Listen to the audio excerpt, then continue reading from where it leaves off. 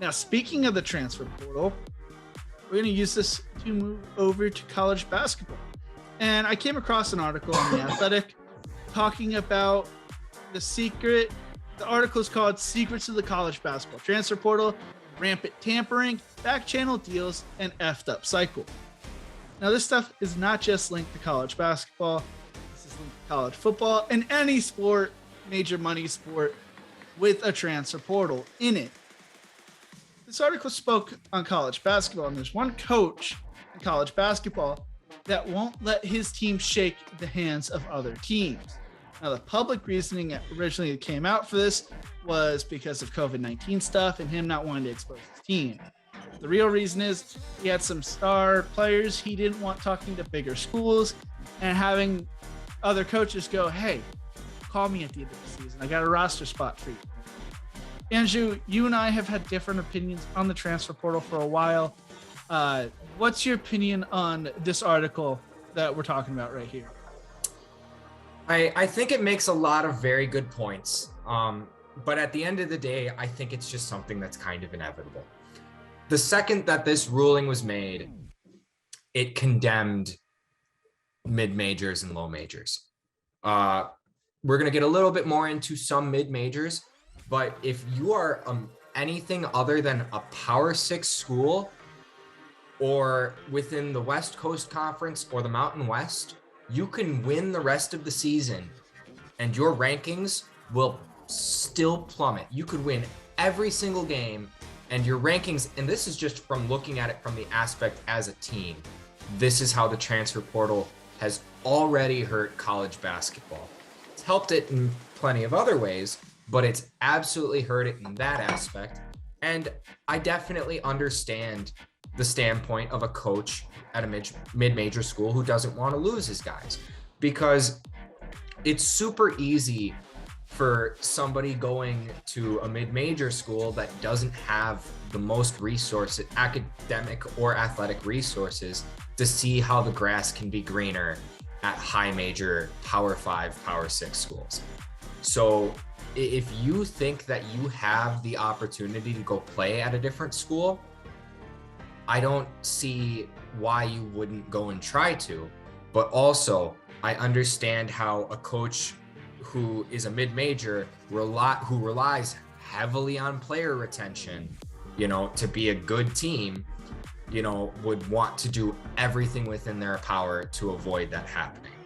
We've seen great players from mid-majors this year make transfers to bigger schools and have major impacts on a team, like Kevin Obanor transferring from Oral Roberts to Texas Tech. Or we've seen some players like Joseph Yesufu, who transferred from Drake to Kansas and have him be barely part of the rotation. So there's a lot of things to look at. There's a lot of things to consider. But at the end of the day, I think some of these coaching complaints are valid. There's just nothing really to do about it. I mean, but my perspective, I'm kind of sick of hearing coaches complain about this stuff. I know there's an issue and the transfer portal's not perfect, but from the perspective of the players' side, this forces coaches to actually have to be honest with these players when they're recruiting them. And you can't tell a player one thing and then have them come and change up what you sold them on and not be surprised when they enter the portal. And there's I think his name's Carl Reed, wrote a great piece over on 24/7 Sports talking about, from the football side of everything, hey, coaches, stop complaining about the transfer portal, but continuing to lie in recruitment and pushing guys into the transfer portal.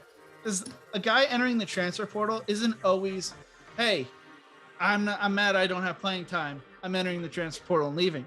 No, there's also the cases of coaches pushing players into the transfer portal. So a coach can't sit here and complain about, the transfer portal, I can't keep players on my rosters or anything, and then say, hey man, I need to open up a roster spot, so you're going to have to enter the transfer portal. I think that stuff's got to change, and I don't think as a coach, you can complain about that. Look yourself in the mirror, look at what's going on, and see why maybe you're losing players and why maybe you can't keep up the player retention. Granted, for the player side of everything, just because you enter the transfer portal, and doesn't always mean the grass is always greener. Like you said with the Kansas basketball player, you may not get that dream scenario.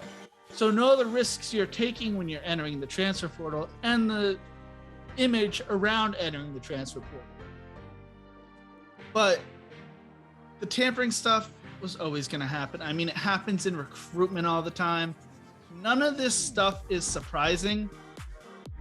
And with the perspective of the mid-majors being dead, no, they're not dead. Especially when you, from a college football perspective, as many players that enter the transfer portal from these smaller schools to go to bigger schools, there are even more former big recruits who aren't getting their shot that are coming right down to these smaller schools. So it's a two-way cycle. It's not the end of the world.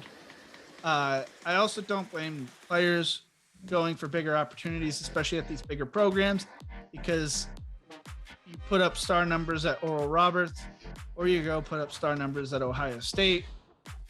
What is an NBA team going to look at and say, hey, maybe the second or third year guy might be worth taking in the draft over, he didn't play against great talent. That's my perspective on it. And you were telling me a story about AAU stuff and how this article reminded you about that. You want to share that story? Absolutely, yeah. This type of stuff happens at every level. You see players in the NBA flip from one team to the next in the matter of a year or two with little loyalty. You see players transferring left and right in college right now, and even all the way down at the high school and middle school levels in the AAU circuit. There are plenty of instances that I've seen, like literally seen with my two eyes, where one kid is playing on a team and they just absolutely get demolished by 20 points, but they, go into that game and drop 40 against a different team. And then you'll come back for your next game 2.5 hours later, and they have a different jersey on, playing for a different team. Not even just in general, but that weekend in the same tournament alone. With how often things like that happen, it's not shocking that, we're moving in a similar direction in college basketball.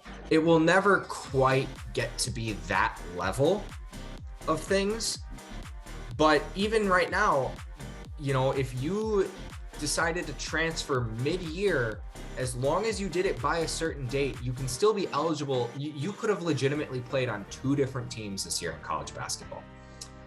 You won't be able to suit up for Stanford tonight, and then on Friday night, all of a sudden you're wearing a Duke jersey. That's not possible. But it's within the realm of possibility that players are going to kind of jump around. So you have to prepare for it. You have to be ready for it. And it happens anyway. So it's just something we're going to have to adapt to and learn to deal with.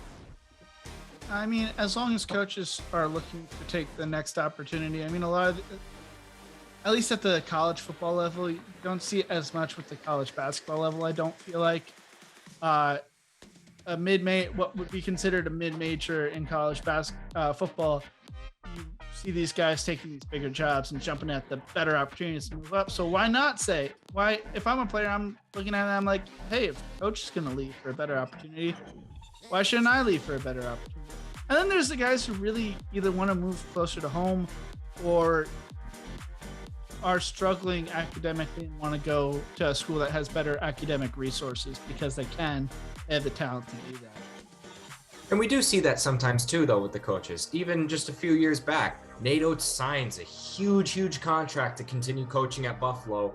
And then all of a sudden, a few weeks after, maybe a month after, he's now the new head coach of Alabama basketball. So it happens, It's just about, it's hard to be that coach that even has the opportunity to move forward if you don't retain your player and personnel. I just feel like we feel bad for the coaches way too often in these time periods and then say, well, kids don't want to compete nowadays. It's not that. There's usually another story surrounding why this guy transferred, that guy transferred. It's not always as clear and simple as, well, I didn't get playing time at the school.